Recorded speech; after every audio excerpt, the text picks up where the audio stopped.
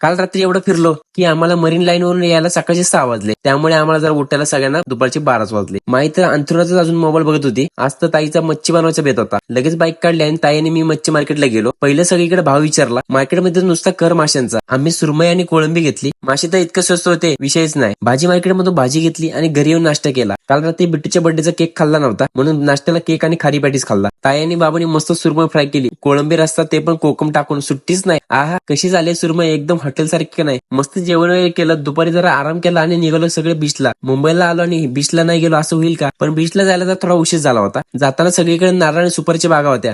Finally आम्ही बीचला पोहोचलो. बाईक पार्क केली आणि किट्टूचा आनंद तर गगनात मावना. आणि हा बघा सनसेट व्ह्यू एकदम सुंदर. चला तर थोडं लवकर येऊन काहीतरी बघायला भेटलं. मस्त बीचचा आनंद घेतला आणि एकदम एन्जॉय केला खूप. बिट्टू तर एकटाच पाण्यात खेळत होता. बीचला आलो आणि रील्स नाही बनवली असं कधी झालंय का? मस्त मस्त रील्स काढले दोघांनी आणि मग आम्ही मात्राची केस खायला घेतली. तुम्ही काय म्हणता याला कमेंट्स मध्ये सांगा. बीच साईडला असे खूप सारे कॅफे होते. खूप एकदम भारी आणि डेकोरेशन केलं होतं. मस्त वडापाव खाऊन आजचा दिवस पण एन्जॉय केला.